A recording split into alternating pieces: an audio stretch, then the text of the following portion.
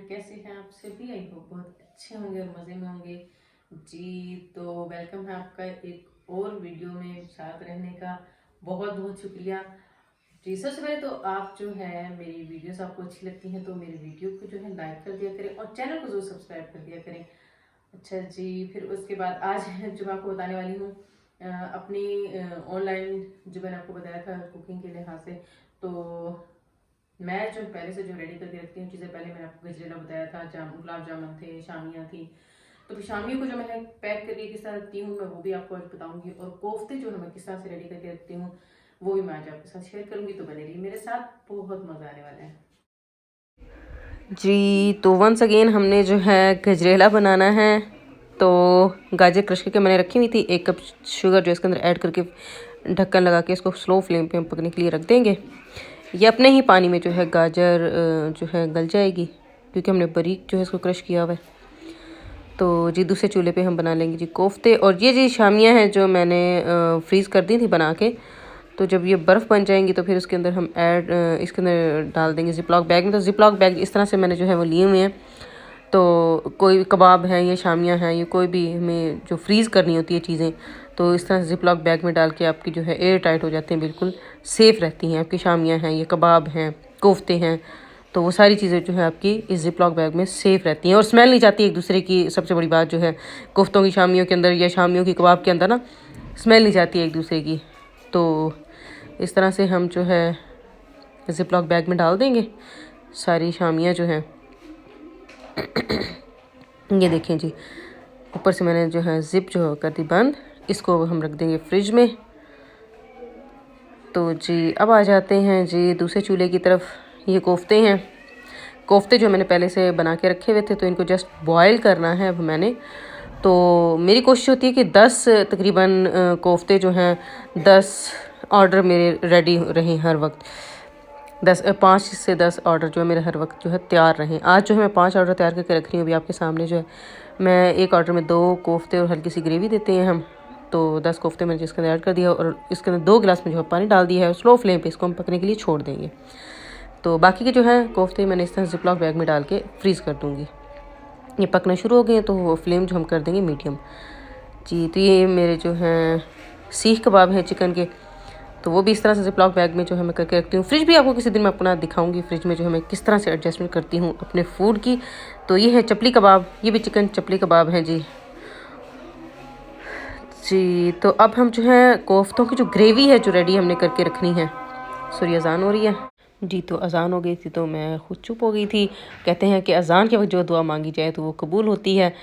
तो जी आ जाते हैं हम ग्रेवी की तरफ। मैं बनाती हूँ वाइट ग्रेवी बनाती हूँ मैं, इसकी मलाई कोफ्ता बनाती हूँ। तो इसमें जो है ऑनियन की जो है ऑनियन का पेस्ट जाता है। तो ऑनियन जो है मैंने ले लेना है 250 ग्राम।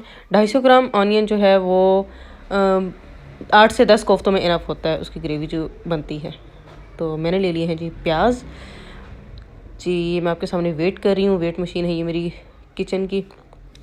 तो 250 ग्राम हो गए हैं। अब इसको हम जो है छील लेंगे और उसको जो रफली हमने इसको चॉप करना है, क्योंकि हमने जो है इसको पकने बॉयल करना है बेसिकली पानी में। तो इसको जो है हम रफली चॉप कर लेंगे। वाइट ग्रेवी बनाने के लिए मलाई कोफ्तों में जो है आप दही डाल सकते हैं, क्योंकि टमाटर से जो है ग्रेवी हमारी रेड हो जाएगी। लेकिन फिर भी मैं टमाटर 1 डालती हूँ छोटे साइज़ का, ताकि टेस्ट जो है वो बैलेंस रहे। उसके अलावा जो है मैं इसमें दही में इसको जो है मैं पकाती हूँ। तो जब मैं रेडी करूँगी पकाऊँगी तो उसकी वीडियो भी जो है मैं आपके साथ शेयर करूँगी। तो जी अनियन जो है मैं इस तरह से रफली चॉप कर लूँगी। उसके बाद जो है इसके अंदर मैंने डालनी है हरी मिर्चें भी डालनी है, क्योंकि इसके अंदर जो है रेड चिली पाउडर नहीं जाता है, वाइट चिली पाउडर और हल्का सा जो है ब्लैक पेपर इसके अंदर जाता है। तो अनियन कट हो गई हैं। इसके बाद है जी हरी मिर्चें। हरी मिर्चें हम 3 से 4 डालेंगे, क्योंकि ये मेरी हरी मिर्चें तेज़ हैं तो इसलिए, और कलर भी चेंज ना हो जाए इस वजह से 3 ही जो है मैं हरी मिर्चें ले लूँगी। दरमियान में से इस तरह से कट कर लिया है मैंने। और 1 ले लेंगे हम टमाटर छोटे साइज़ का, ताकि हमारा जो ग्रेवी है वो रेड ना हो जाए। बस टेस्ट को ज़रा इसको बैलेंस रखने के लिए जो है मैंने 1 टमाटर ले लिया है। उसको भी हम इसी तरह रफली चॉप करके इसके अंदर ऐड कर देंगे। और लहसुन ले लिए हैं मैंने 3 से 4, क्योंकि बड़े थी लहसुन की कलियाँ, तो इसलिए 3 से 4 जो हैं मैं लहसुन की कली ले लूँगी। अगर छोटी हैं तो 5 से 6 से 7 आप डाल सकते हैं। तो रेसिपी बताइएगा कि आपको कैसी लगी और बना के ट्राई ज़रूर कीजिएगा आप, क्योंकि बहुत टेस्टी बनती है, बहुत मज़े की बनती है। फीडबैक बहुत अच्छा आ रहा है जो ऑर्डर कर रहे हैं हमारी मलाई कोफ्ते की। तो जी अब इसके अंदर लहसुन भी ऐड कर दिया है। अदरक मेरे पास फ्रेश नहीं था तो इसलिए मैंने पाउडर डाल दिया है। 1 टीस्पून तकरीबन जो है इसके अंदर मैं पाउडर डाल दूँगी। अब इसके अंदर तकरीबन 2 गिलास पानी डाल के इसको स्लो फ्लेम पे मैं चूल्हे पे रख दूँगी। इसको लीड लगा के इसका ढक्कन जो है ढक के, तो जब अच्छी तरह जो है अनियन जो है हमारे गल जाएंगे, नरम पड़ जाएंगे, तो वो तब हम इसको चूल्हे से उतार लेंगे। जी तो इसको हम हिला लेंगे थोड़ा सा ताकि बराबर हो जाए, सारे मसाले जो हैं अब उसमें मिक्स हो जाएं। ढक्कन लगा के इसको तकरीबन 8 से 10 मिनट तक मीडियम फ्लेम पे इसको हम पकने के लिए छोड़ देंगे।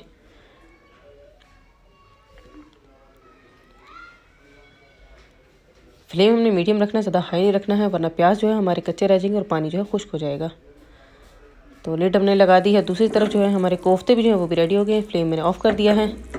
तो ये ग्रेवी जो हम कोफ्ते जब बनाएंगे तो ग्रेवी उसके अंदर ही डाल देंगे, जो कोफ्तों की है, ये शोरबा जो उसके अंदर ही डाल देंगे। इस तरह से मुझे पहले से रेडी करके रखना पड़ता है, क्योंकि मुझे टाइम ज़्यादा नहीं मिलता है जब ऑर्डर के बाद, तो इसलिए पहले से पहले मैं चीज़ें जो इस तरह से रेडी करके रखती हूँ। मसाला जो है वो भी देखें जी, हल्का सा पानी रह गया और नरम हो गई है टमाटर और प्याज लहसुन वगैरह। तो इसको ठंडा होने के बाद इसको हम जो है ग्राइंडर जार में जो हम इसको पीस के रख लेंगे। जी ये देखिए जी, इस तरह से जो है मसाला हमारा रेडी हो गया है। तो इंशाल्लाह रेडी करके भी आपको किसी दिन दिखाऊंगी। अपना बहुत सा ख्याल रखिएगा। Thanks for watching. अल्लाह हाफिज़।